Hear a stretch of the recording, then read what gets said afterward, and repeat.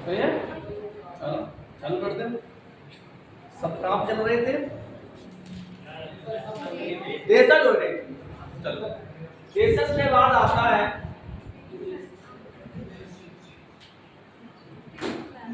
विदेशज शब्द। विदेशज शब्द किसे कहेंगे जी? यूं देख लो, विदेशज ये जब किसी का बताया था, जब किसी शब्द के अंत में जा लगता है तो उसका अर्थ हो जाता है उत्पन्न होना। अब चूंकि भारत बहुत समय तक उपनिवेश रहा, बाहर से लोग आए, तमाम आत्मकारी आए, तो यहीं बस गए, तो उनकी भाषा भाई वो जो बाहर से आया वो अपनी भाषा बोलेगा। जैसे कोई लगता है दिल्ली के यहाँ से आ जाए या कलकत्ता को आ जाए तो वो एकदम अपनी हिंदी टेक्नोलॉजी नहीं बोले है, पहले क्या बोले है, हुमन की भाषा बोले है, फिर वो कुछ शब्द ध्यान के सीखी है तो एक पिक्चर भाषा हो जाएगी। उसी प्रकार जो शब्द बाहर की भाषाओं से आकर या अन्य भाषाओं से आकर हिंदी में प्रयोग होने लगी उन्हें हम विदेशी शब्द कहते हैं। इन शब्दों के अंतर्गत आपके अरबी के शब्द होंगे, आपके फारसी के शब्द होंगे, अंग्रेजी के होंगे, जापानी के होंगे, चीनी के होंगे, पुर्तगाली के होंगे आदि। कुछ कह रहे हैं, कह दीजिए। चलो मत। तो ऐसे शब्द जो अन्य भाषाओं से आकर हिंदी में बोले जाने लगे हैं उन्हें हम विदेशज कहते हैं। इनमें अरबी, फारसी, पुर्तगाली आदि शब्द आते हैं। समझ में आया? सबसे बड़ी बात, सुबह से शाम तक हम हिंदी नहीं बोलते।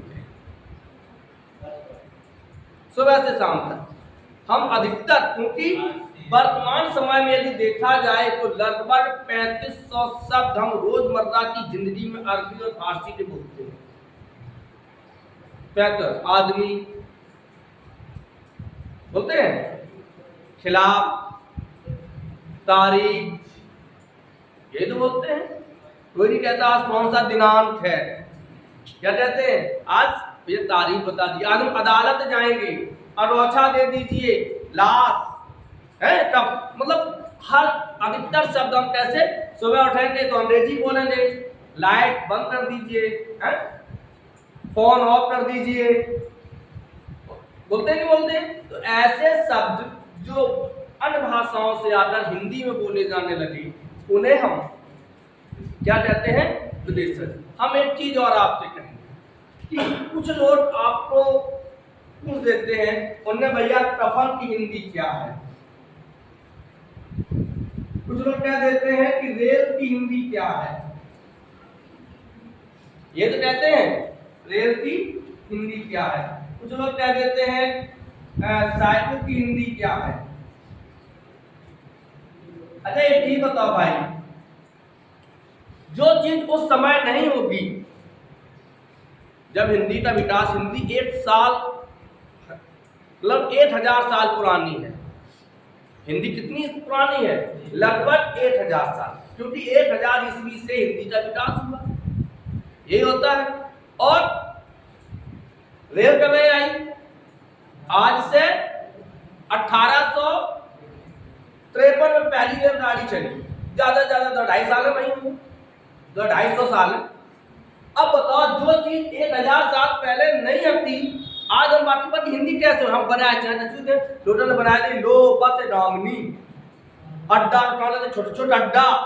अरे भाई ये क्या है? साइकिल की हिंदी उन्होंने दुई चक्र वाहिनी। अरे संस्कृत वर्षों अरबों वर्ष पुरानी भाषा है, जब हम साइकिल आती ही नहीं तो साइकिल की हिंदी और संस्कृत आया कहां से?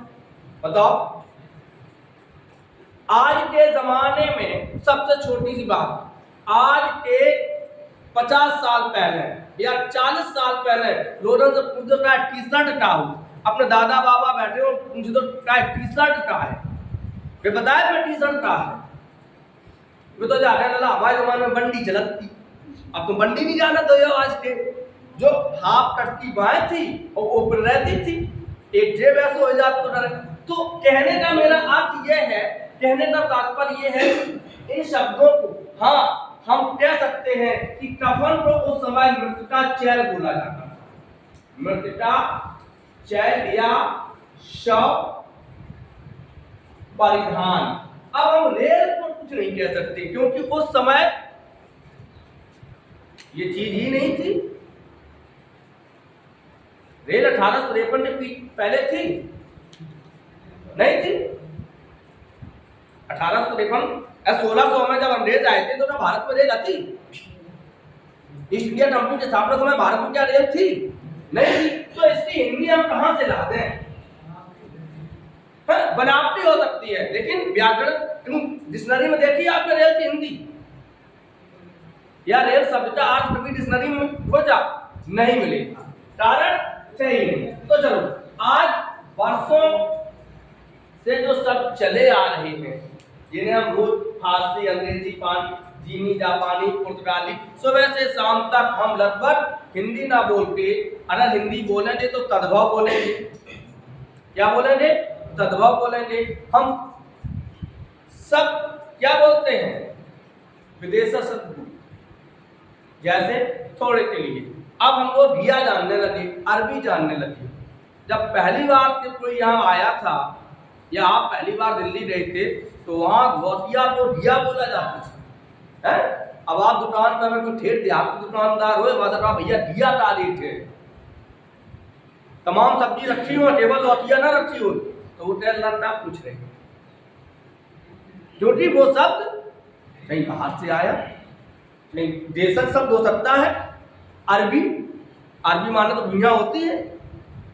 तो ऐसे शब्द जो भिन्न भिन्न भाषाओं से आकर हिंदी में बोले जाने लगे उन्हें हम विदेशज कहते हैं। 3500 शब्द हम हिंदी के अरबी फारसी के बोलते हैं, लगभग 2500 शब्द रोजमर्रा की जिंदगी में हम अंग्रेजी के बोलते हैं। क्या बोलते हैं? बारूद, किशमिश, काजू, बादाम, लाइट, इंस्पेक्टर, पुलिस, दरोगा, अदालत, पेन, रोटी, सब्जी, क्या बोलेंगे हम? सब विदेशज बोलते हैं। क्लियर हो गया? तो ऐसे शब्द जो भिन्न भिन्न भाषाओं से आके हिंदी में बोले जाने लगे उन्हें विदेशज शब्द। फिर आता है आपका संकर शब्द।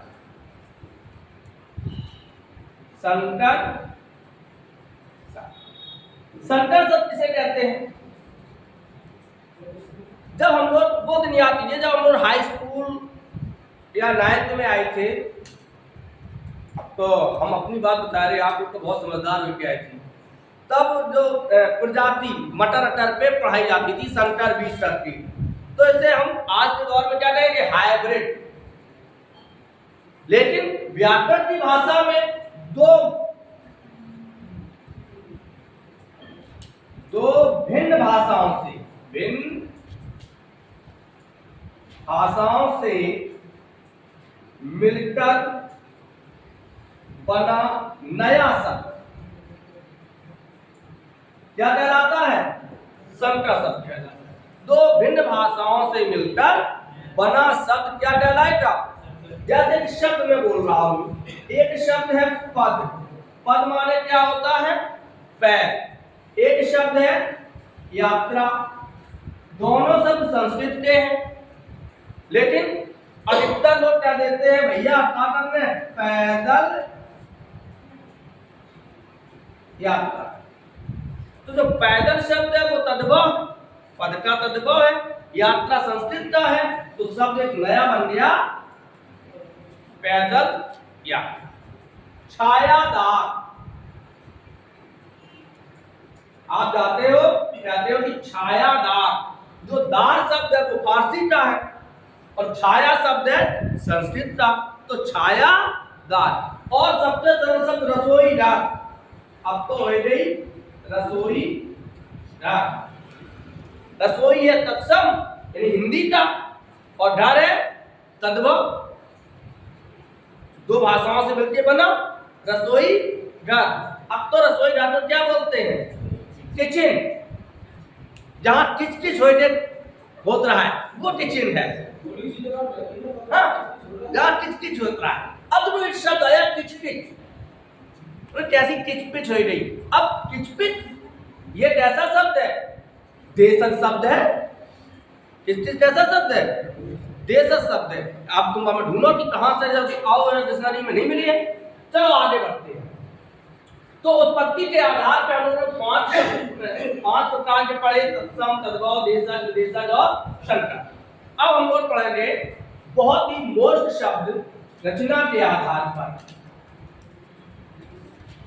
रचना के आधार पर शब्द के भेद, ये दूसरा है ना, रचना के आधार पर शब्द के भेद।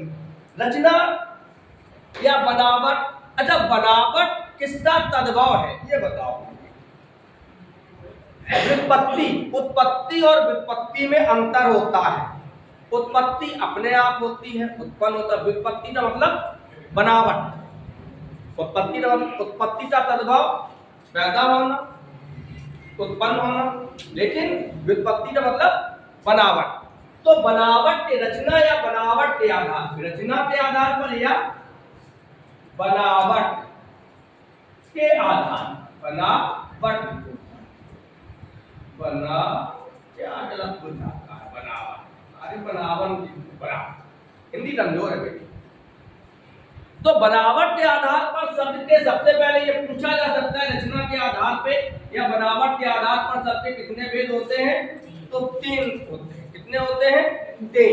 सबसे जो पहला शब्द है वो है रूढ़ शब्द।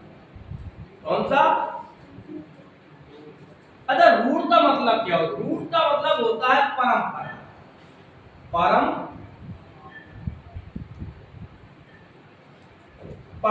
परंपरा का मतलब होता है कि सदियों से कोई बात चली आ रही है, हम उसी के अनुसार चले, उसी के कथनानुसार चले, तो वो परंपरा होती है। तो रूढ़, हर शब्द का हमने शुरुआत में बताया था कि 2 अर्थ चलते हैं। तो रूढ़ शब्द का मतलब होता है कि उसका जो अर्थ होता है, यदि टूट जाए वो शब्द, अलग हो जाए शब्द, तो जो उसका अर्थ होता है वो खत्म हो जाएगा। जैसे आप दुकानदार से जाओ और मांगो जाके चीनी, दुकानदार के पास जाओ और कहो चीनी, और कहने का तरीका बदल दीजिए, कह दो भैया ची, और फिर जेब में से निकालो पैसा, गिनो और नी दे दो। तो जैसे पटलिया क्या चाहिए, या यहां से जाने के बाद सीधे कहो मम्मी रो, हाथ पैर धुल के आओ, फिर मानो टी। शब्द मानना था रोटी, लेकिन आपने शब्द के बीच में गैप कर दिया। उन्हें रो, 5 मिनट बाद टी, अम्मा बड़बड़ाए जाए कि आए लटाए हो। हाँ, अरे चाय मानो तो चाय, थोड़ी देर बाद या कोई, यानी ये ऐसे शब्द,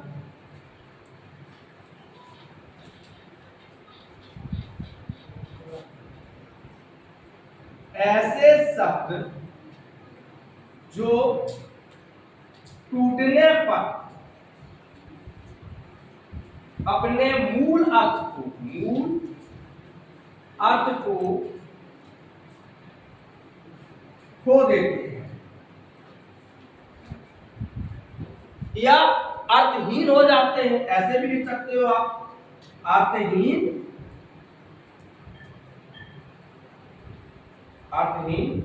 हो जाते हैं, मतलब उनका जो मूल अर्थ होता है वो चला जाएगा। जैसे चावल, अब जैसे चावल का नाम लिया तो तुरंत दिमाग में आ गया कि धान भात बनत है? तो वो क्या है? कलम, कमल, ये कैसे हैं? रूढ़ शब्द है, लेकिन जलद रूढ़ शब्द नहीं है। ध्यान, क्योंकि जल धन जब जाता खुलता मतलब होता है उत्पन्न होना। तो ऐसे शब्द जिनके साथ एक उनका परंपरागत अर्थ चलता है, यदि उस शब्द को हम दो भागों में बांट दें या उस शब्द को तोड़ दें तो उसका वो शब्द अर्थहीन हो जाएगा। भले ही दो शब्दों का अलग अर्थ हो जाए भिन्न भाषाओं में, लेकिन जो मूल अर्थ होगा वो खत्म हो जाएगा। देखो कैसी, जैसे शब्द कहा मैंने रोटी, मान लीजिए, मान लिया एक शब्द है रोटी, गेहूं की रोटी, बाजरे की रोटी, मक्के की रोटी। रोटी तो सब लोग जानते हैं, लेकिन यदि इस बोर्ड पर हम यहां लिख दें रो और यहां लिख दें टी, और आने वाला व्यक्ति क्या इसको रोटी पढ़ेगा? वो ये कहेगा यार ये कोई दूसरा शब्द था, ये कोई दूसरा शब्द, रोटी नहीं। जैसे लिखा है चा पर, तो चा का कोई अर्थ नहीं होता, लेकिन बल का अर्थ पावर या शक्ति हो सकती है। लेकिन जो इसका चावल का अर्थ होगा धान वाला वो खत्म हो जाए। जैसे शब्द है पानी, पानी, तो दोनों धातुएं बन जाएंगी। लेकिन यदि हम लिखते हैं पानी, कहीं जाओ आप किसी दुकानदार के पास, अब तो पानी भी बिकता है, भैया पा तो खड़े रहो, नी है तो सब पढ़ दिए। तो ऐसे शब्द जो टूटने पर अर्थहीन हो जाते हैं, यानी उनका मूल अर्थ खो जाता है, उसे हम क्या कहेंगे? रूढ़ शब्द। दूसरा आता है यौगिक रूढ़, सॉरी दूसरा आता है यौगिक शब्द। कौन सा?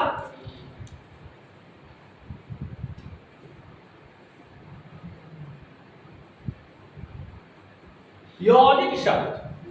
देखिए सबसे पहले तो देखो, यौगिक शब्द वे शब्द होते हैं जो दो रूढ़ शब्दों से मिलकर बनते हैं। ये इसकी मूल परिभाषा है कि ऐसे शब्द जो दो रूढ़ शब्दों से मिलकर बनते हैं उन्हें हम यौगिक कहते हैं। एक चीज और भी, यौगिक शब्द आपके संधि से भी बनते हैं। किससे बनेंगे? संधि से। स्वर संधि के जितने भी होंगे, पीतांबर, पीत अंबर, विद्यालय, समास से भी बनते हैं।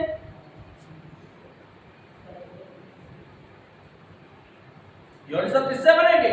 समास से भी बनेंगे।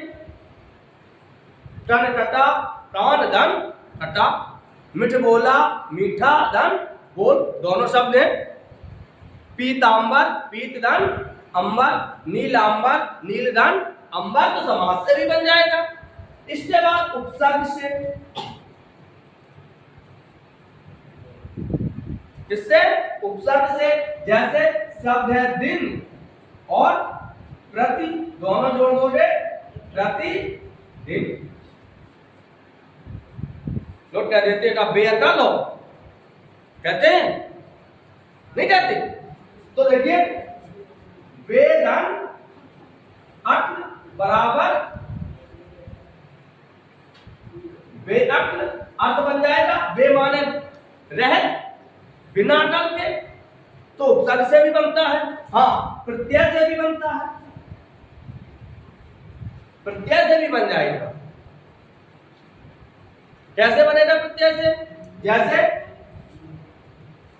जलज, यौगिक, योगदान, एक यौगिक, लेखक, पाठक, सामाजिक, किससे बना? प्रत्यय से।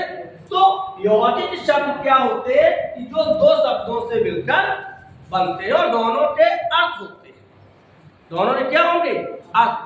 कभी कभी यौगिक कैसे बनते हैं हम लोग समझ नहीं पाते हैं कि प्रश्न आ जाता है कि निम्न में यौगिक शब्द है, और वो क्या करते हैं कि एक ही शब्द की पुनरावृत्ति रख देती है।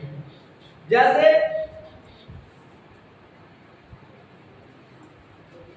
गली गली, अब उन्होंने पूछ दिया गली गली, चलन,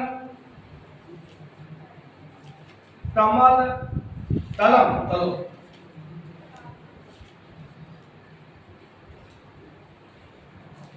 कहा जाए। ऐसे शब्द उन्होंने पूछ दिया और उसमें पूछ दिया कि यौगिक शब्द कौन सा है। क्या पूछ दिया? यौगिक शब्द कौन सा है। तो ऐसे में जिस शब्द की पुनरावृत्ति होगी वो यौगिक हो जाएगा। द्वार द्वार, गली गली, साथ साथ, ये कैसे हो जाएंगे? यौगिक। तो ऐसे शब्द जो दो रूढ़ शब्दों से मिलकर बनते हैं, अब अपनी मूल परिभाषा पे आइए। ऐसे शब्द जो दो रूढ़ शब्दों से मिलकर बनते हैं उन्हें हम यौगिक शब्द कहते हैं। देख लेते हैं कैसे। जैसे शब्द है विद्याधन आलय या विद्याधन अर्थी। अर्थी का मतलब होता है चाहने वाला। बात ध्यान तो ये भी चीज के देख लेना सर, 5 मिनट और ले लेना। अर्थी, अर्थी, अर्थी धन अर्थी। इस अर्थी का मतलब होता है चाहने वाला और इस अर्थी का मतलब होता है वही राम नाम सत्य वाला। ध्यान रखना। तो विद्याधन आलय या विद्याधन अर्थी। अब हम विद्या को तोड़े तो बी धन धा, कोई अर्थ निकलेगा? बी अलग हो गया, धा अलग हो गया, विद्या का मूल अर्थ खत्म। आलय, आल धन या हम कर दें आधन लय। तो जो आलय का मतलब घर होता था वो टूट गया। यहाँ आ माने पता नहीं क्या है और ला माने लय, संगीत की हो सकती है। लेकिन दो रूढ़ शब्दों से, ये भी रूढ़ शब्द है, ये भी रूढ़ शब्द है, दो रूढ़ शब्दों से मिलकर एक नया शब्द बन गया विद्यालय। तो दो ऐसे शब्द जो दो रूढ़ शब्दों से मिलकर बने होते हैं उन्हें हम यौगिक शब्द कहते हैं। एक और है, उसको भी देख लेते हैं। शब्द है यौगिक रूढ़। यौगिक रूढ़, यौगिक पद की एक चीज और होने की, योग धन एक प्रत्यय जिसमें जुड़ता है उसका मतलब हो जाता है से संबंधित। जैसे सामाजिक, समाज से संबंधित, आर्थिक, अर्थ से संबंधित।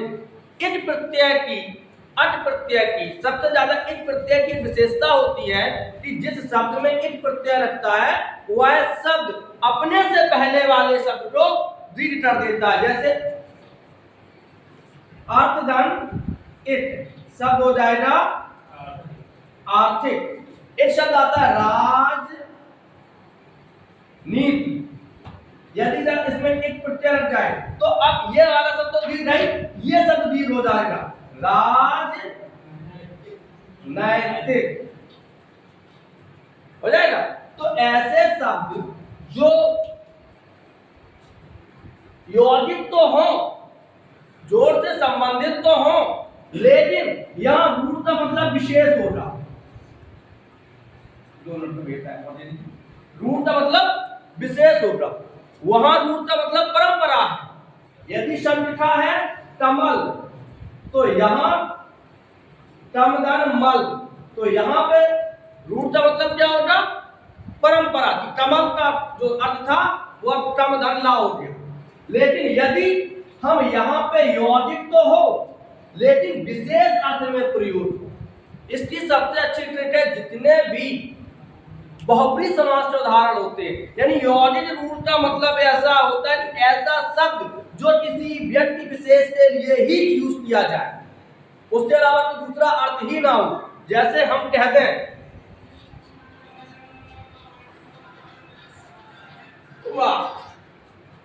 जैसे हम कहते हैं लंबोदर, लंबा धन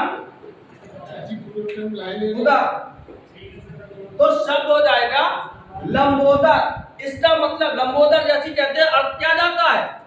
दड़ेसी पर, किस पर जाता है? दड़ेसी।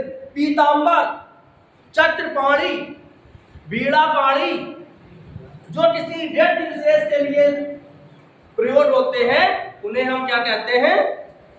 यौगिक रूढ़। कल अर्थ के आधार पर पढ़ेंगे, आशा करते हैं समझ में आया होगा। तब तक के लिए राधे राधे।